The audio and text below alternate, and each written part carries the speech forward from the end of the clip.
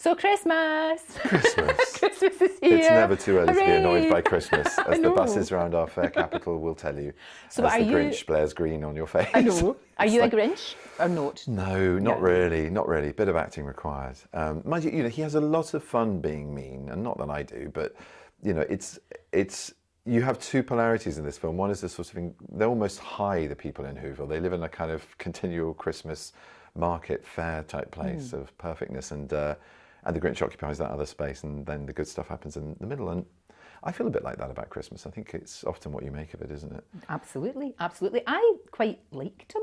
I thought he was misunderstood. Yeah. I'd rather spend time with him than because I just thought the people in Whoville would annoy me. I kind of agree. I think I can say I agree because I play the Grinch. I completely. I'd rather be with him and his wee dog. I loved his wee dog. I would too. So yeah, I know. Very, very sweet. He was the bestest dog. Now, look, when you do something like this, are you in a wee booth all by yourself? Literally in a wee booth by myself. And there's nobody you can act off of. No other cast members. It's a very peculiar process. I'm sure you've had people talk about it before, but it's nearly 2 years basically since being cast, and you get a little bit of script development or a little bit of animation that evolves. So you go back in often to work on stuff you've already done, sometimes for the 5th or 6th time, let alone the stuff that's coming up chronologically and the stuff that's evolving script-wise and animation-wise in the actual storyline. So you go over stuff a lot, which can be a little bit insane. You can get stuck on a couple of phrases and go, surely we've got this by now. Maybe I need to come back to this at the end of the day. But you know what? I mean, it's also a peculiar thing because you drop out of it. I've done, gosh, what have I done? I've done Patrick Melrose, and I've done some Strange. I might even have done some Sherlock, I think, at some point before this all finished. No, that was a while ago. But but a number of other characters. So you just have to kind of go, right, that's that, I've done that, and shift back into gear. And it's quite nice. It's sometimes irritating when you get the call and your dance card's already full. You go, but I'm going on holiday. Well, can I not please just be left? No, we really need it for the animators. And that's the only time I get Grinchy, I guess, with this one. And then the minute I'm through the door, I'm happy. You've got, in my case, I had a fantastic director, Scott, and he's key. He creates a world beyond your imagination to pitch you what you're doing and then what the environment's going to be and who else is going to be there, what they're doing. And we usually wasted the first 15 or 20 minutes by having a good chat and laughing. That's good. Yeah, that's it was a great friendship as well as a working relationship. Definitely. It looks so amazing. I mean, it's so clever, isn't it? Really brilliant. We're seeing all the wee hairs on his little hands. Yeah, and the snowflakes and just these amazing single shots all around Whoville and up again to Mount Crumpet, and you just see everything of the village life right up to him and in his domain with Max. It's astonishing filmmaking. And you know that you're going to see this movie again and again and again, because I mean, I remember... That's only dawned on me though yesterday really, when people said, you do realise it's a Christmas movie, and I was like, oh yeah, this will have a life beyond this Christmas. Absolutely will. And obviously when you're watching it with your children, and then you can download it, you're just going to be watching it again and again and again and again and again, every single time. I hope so. I mean, the original was, the last one, which was I think 20 years ago, Jim Carrey's live action one was a huge hit. Someone just said I think it was the second largest grossing film at that time, Christmas film, to Home Alone. So no pressure. But it's and Boris Karloff before him. I mean, two iconic performers. You have to make it your own, I guess, and that's part of that is bringing our world now into it. So very much so. Very much so. No, that's true. Were you always going to have an American accent? Was that, or did you just play around with it? At the beginning, people said, "Why don't people want to cast you as the Grinch?" Wanting me to say, "Well, I'm really grumpy." But apart from that, as far as my work goes, I suppose I've played a few sort of socially awkward outsiders who are occasionally mean, and we get a vicarious thrill out of that, naming no names, but. And they wanted me to be English, and I thought, no, it can't be like that character, but green. And it's such an iconically American character, as is all of Dr. Seuss's world, and in all of his books, and that goes from the language as well as the drawings and the visual world that he creates with that language. So.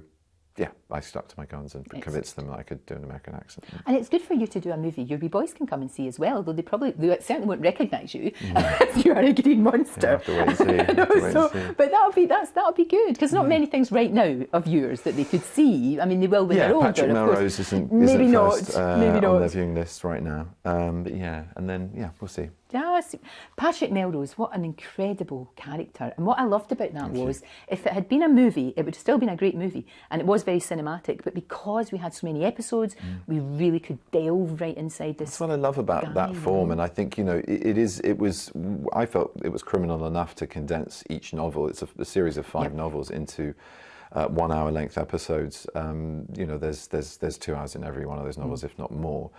But I do think what's happening in television at large is fantastic. We're seeing long form narratives run for seasons, let alone sort of mini seasons like ours.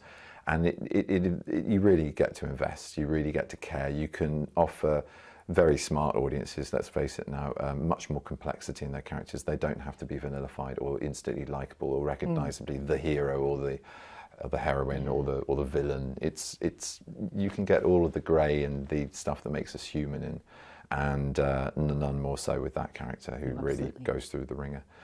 As a Star Trek geek, and I am really geeky. Are you? Oh, thank you for Cannes. That wow, was brilliant. I'm glad you liked it. So much. Thank you. And when I was watching it, I did do that. Like the whole cinema went, oh, like this, and you don't get many moments like that where you all go, oh my gosh, I never saw that coming. I know there was a lot of chatter online. There was a lot of chatter in geek. But it's still a satisfying payoff when it happened. That's good to know. It was so good. Because people are very quick to point out some conference that was had in Las Vegas, I think, of die-hard Trekkies going, it was the worst film ever.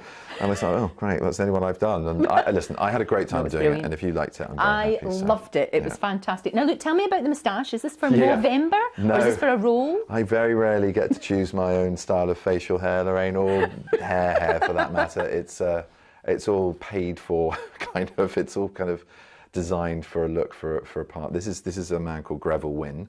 This, he says, pointing, is more than just a moustache. But extraordinary true story about a man who was doing business in Eastern Europe and was asked by someone in MI6 to just expand a little into Russia. And he made contact with Penkovsky, who is a high-ranking KGB colonel, I think was his rank, who then became one of our main key sources of information during the Cuban Missile Crisis. And the information he gave was couriered for a part of the interchange of information with MI6 and CIA, actually. It was a joint operation by Greville Wynne, who was until then a normal businessman, under huge amount of pressure. This normal, ordinary, whatever that means, guy doing an extraordinary thing. So it's kind of an extraordinary tale of heroism, and he gets caught as well.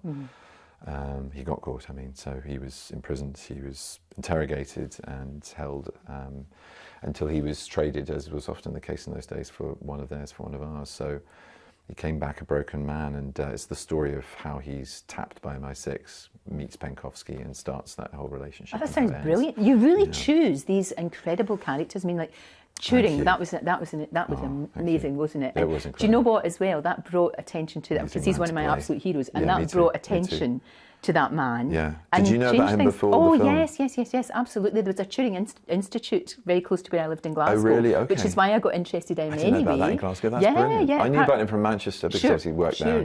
It's sort of part of the university, and that's why we, I sort of felt this affinity and then read about him. And that movie was fantastic, and it really changed people's minds as well. And it got people saying, this guy needs to be pardoned. This is absolutely outrageous. Well, and all the other anonymous men who weren't famous for their astonishing war efforts, who also deserved to be pardoned. And no, that was a thrilling aspect to doing a film which carries enough potency and power on its own, but to have that sort of social impact was incredible. Was amazing. But you just think to yourself what he could have done. I know. The things that man could have done, I can't really think of it without being utterly heartbroken. Sad. It really upsets me. It's so sad. All of these incredible characters, and now the next thing is a tiger. Yeah, you're being a tiger. I am. I'm being Shere Khan in the Jungle Book. You've done a great job. I do. Really have. I know. I can wear my own clothes and my own moustache. No one knows, and I just get to muck around in the sound booth. I mean, that was a little bit more involved. We did a lot of motion capture. Being Andy Serkis, the godfather of that entire genre, he. With his company, directed a huge portion of that, not just facial recognition and capture, but there we go, facial recognition. We've given it all away with our phone recognition. It's crazy, isn't it? You'll be a good tiger. But thank you. Yeah, I hope so. I think you will. It was a lot of fun to do. It was a lot of fun to do. You look at someone like Andy Serkis, who's going from being an actor to director, does both. Yeah. You must surely want I'd to love do it. to. I would love to. I'd love to do it. Because actors do make, I think, brilliant directors when it works. Yeah, and when they get it. Absolutely. I mean, I've worked with a couple, and it's fantastic. Andy being top of that list, and it's an immediate shorthand to knowing how to help with a process. You know, there are a lot of directors who are fantastic at delivering a visual medium around you and nurturing that, and that is as much of a stimulus as you need sometimes, because they're so complete in that. And yet when it's an actor, I guess there's more potential to help you get to where you need to get. But that's not always the case. I mean, it's, you know, there are some extraordinary directors as well who understand acting as much as they do any of the other more technical sides of what we do.